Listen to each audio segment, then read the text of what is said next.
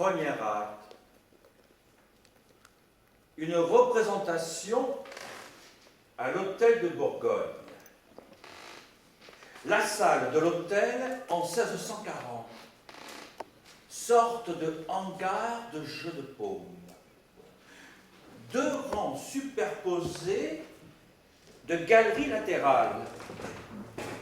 Le rang supérieur est divisé en loges.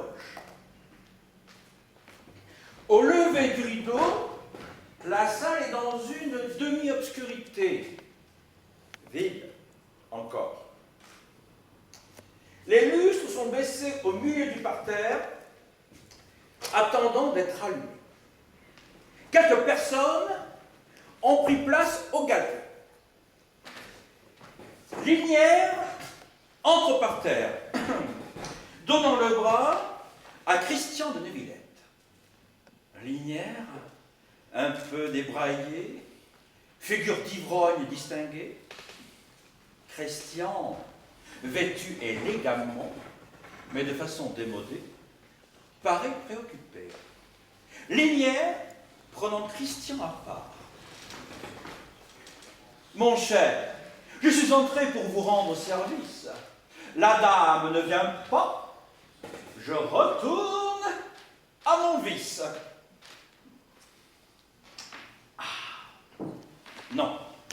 Vous qui chansonnez et la ville et la cour, restez.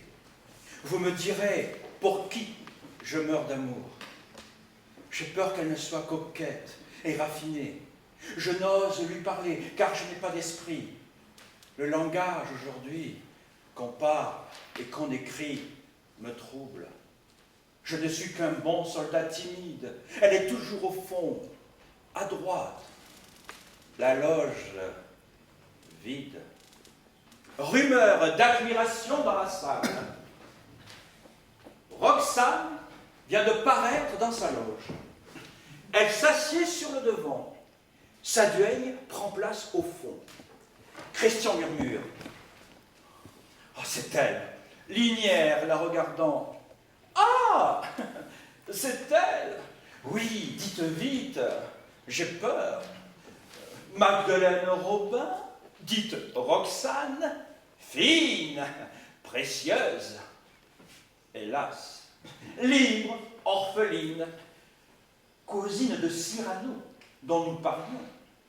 Le parterre est complètement rempli. Plus une place vide aux galeries et aux loges. La salle crie « Oh, commencez !» On frappe les trois coups.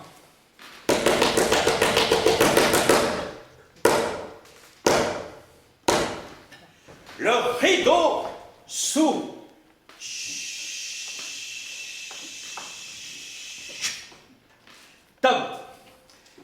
Les marquis sont assis sur les côtés, dans des poses insolentes. Toile de fond représentant un décor bleuâtre de pastoral. 4 petits lustres de cristal éclairent la scène. Les violons jouent doucement. Montfleury paraît en scène. Énorme dans son costume de berger, soufflant dans une cornemuse en ruban.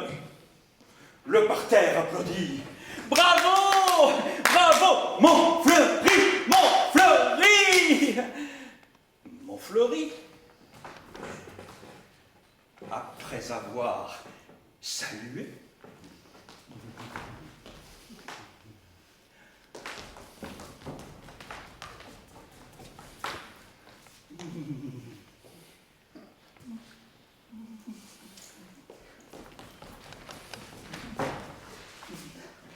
jouant le rôle de Phédon.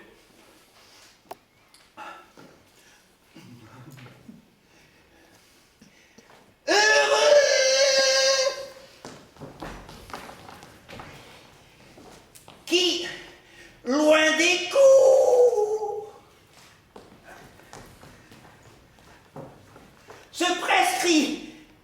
soi-même.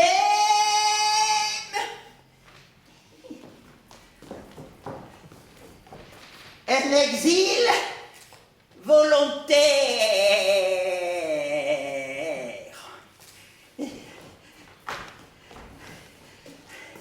Et qui, lorsque Zéphyr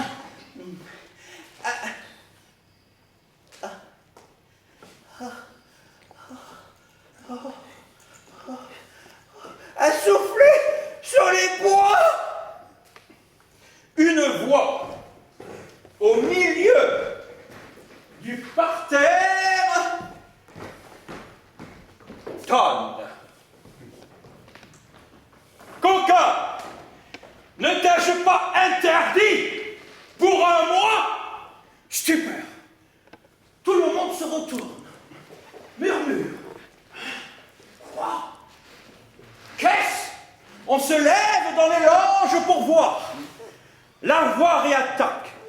Eh bien, faudra-t-il que je fasse, ô monarque des drôles, une plantation de bois sur vos épaules?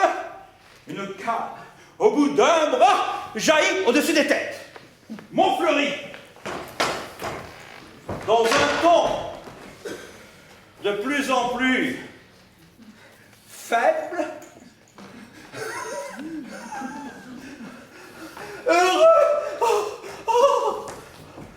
Et qui?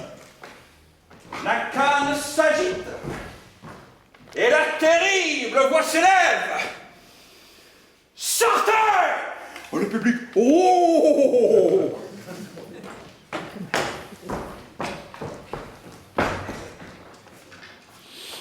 Montfleury s'étrangle. Heureux qui, loin des cons. Sirène, surgissant du parterre, debout sur une chaise, les bras croisés, le feutre en bataille, la moustache hérissée et le nez terrible s'écrie.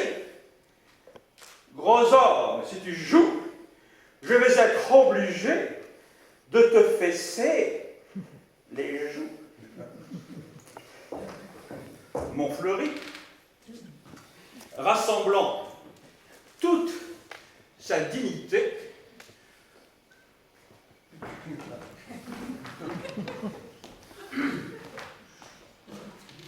en m'insultant, monsieur,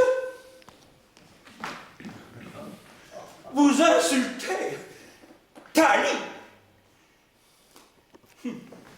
Si cette muse, monsieur, à qui vous n'êtes rien, avait l'honneur de vous connaître, croyez bien qu'en vous voyant si gros et bête comme une urne, elle vous flanquerait quelque part. Son coturne, Montfleury disparaît comme dans une trappe. Tempête de rire, de sifflets, de huées, la salle crie. Ouh! Ouh! Ouh! Lâche! Reviens! Un fâcheux s'approche de Cyrano. Le comédien Montfleury, quel scandale! Mais il est protégé par le duc de Candale. Avez-vous un patron? Non. Vous n'avez pas? Non. Quoi? Pas un grand seigneur pour couvrir de son nom? Non. Ai-je dit 2 fois? Faut-il donc que je trisse? Non, pas de protecteur, mais une protectrice. Le fâcheux devient livide. Oh, mais vous allez quitter la ville. Tournez les talons maintenant. Mais tournez. Ou dites-moi pourquoi vous regardez mon nez. Qu'a-t-il d'étonnant? Le fâcheux recule. Votre grâce se trompe. Est-il mort les ballons, monsieur? Comme une trompe? Ou bien croché comme un bec de hibou? Y distingue-t-on une verrue au bout? Mais aussi quelques mouches à pas lents s'y promènent? Qu'a-t-il d'hétéroclite? Monsieur, ma scène vous semble sa couleur? Monsieur, sa forme obscène? Mais pas du tout. Pourquoi donc prendre un air dénigrant? Peut-être que monsieur le trouve un peu trop grand. Je le trouve petit, tout petit, minuscule. Hein, comment m'accuser d'un pareil ridicule? Petit mon nez, voilà, ciel. Énorme mon nez. Cyrano soufflette le fâcheux qui hurle.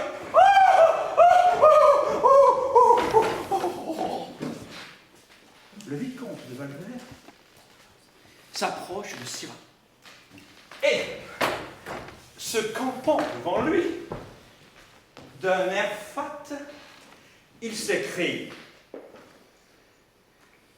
vous avez un nez très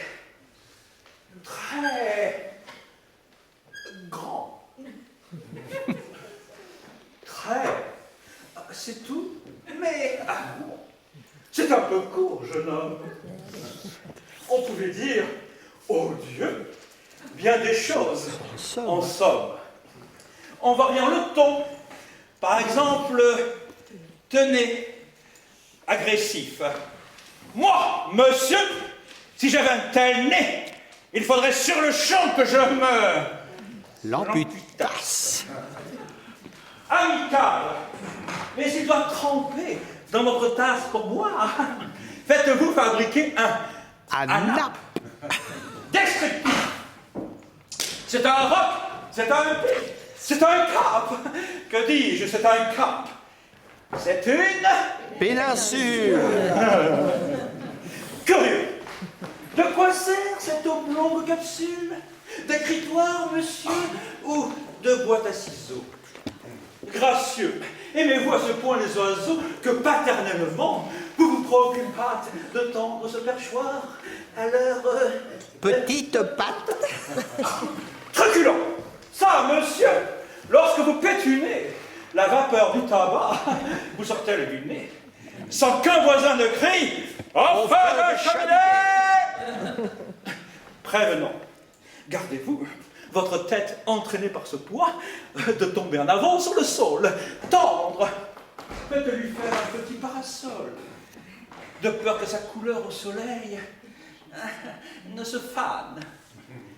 Pédon, l'animal seul, monsieur, qu'Aristophane appelle hippocampompéléphantocamélos, doit avoir sous le front tant de chair Et sur tant ton de- os. Cavalier, quoi, l'ami? Ce croc est à la mode pour prendre ce chapeau? Ah, c'est vraiment très commode. Emphatique, aucun vent ne peut, né magistral, t'enrhumer tout entier, excepté le Mistral.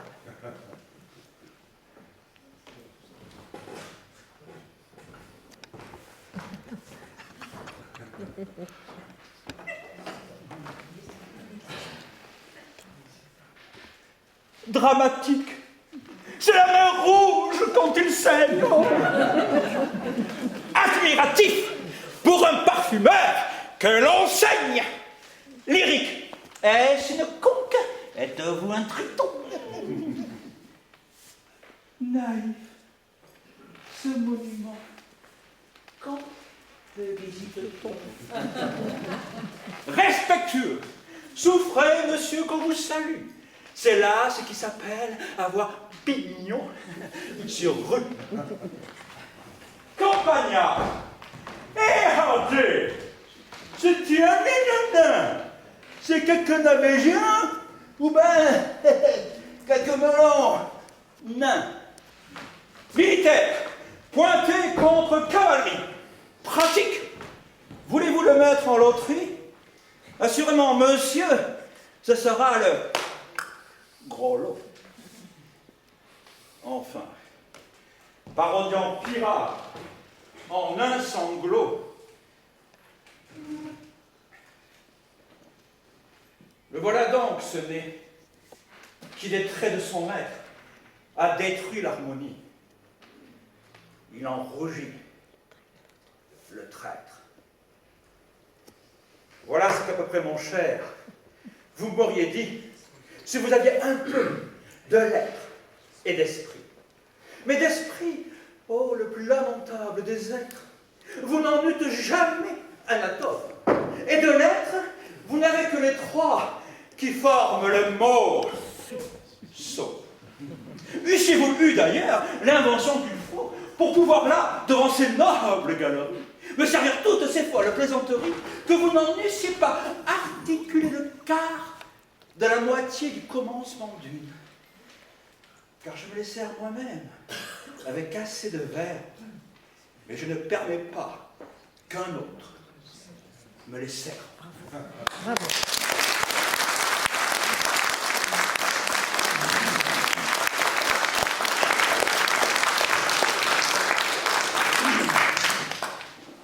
De Guiche veut emmener le vicomte pétrifié.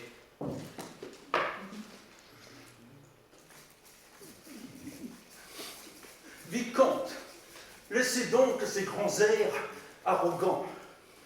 Un robot qui n'a même pas de gants et qui sort sans ruban, sans bouffette, sans gants. Et Cyrano. Moi, c'est moralement que j'ai mes élégances. Maro, faquin, béton de pieds plats ridicules. Cyrano salue comme si le vicomte venait de se présenter. Et moi, Cyrano, Savinien, Hercule de Bergerac. Bouffon! Cyrano pousse un cri comme lorsqu'on est saisi d'une crampe. Aïe! Le vicomte se retourne. Qu'est-ce encore tu dis? Oh! Oh là là! Oh, j'ai des fourmis dans mon épée. Soit. Je vais vous donner un petit coup charmant. Poète? Oui, monsieur, poète. Et tellement qu'en ferraillant, je vais, hop, à l'improvisade, vous composer une ballade. Une ballade? Vous ne vous doutez pas de ce que c'est, je crois. Mais je vais tout ensemble en faire une et me battre, monsieur. Et vous touchez au dernier vers. Tabou. Cercle de curieux au parterre. Les marquis et les officiers mêlés aux bourgeois et aux gens du peuple. Les pages grimpés sur les épaules pour mieux voir. Les femmes debout dans les loges. À droite, De Guiche et ses gentilshommes. À gauche, Lebrette, Ragueneau, Cuigy, etc. Cyrano ferme une seconde les yeux. Attendez, je choisis mes rimes.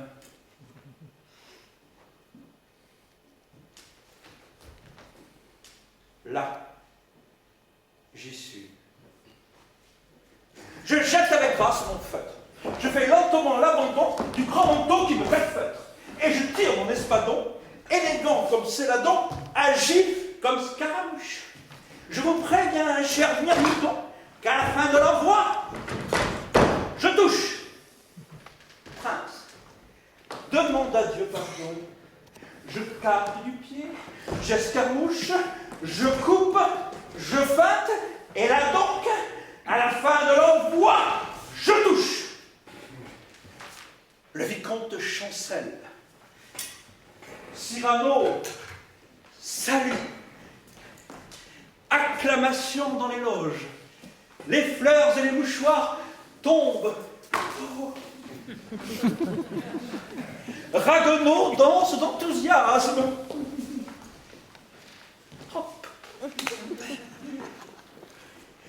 Les amis du vicomte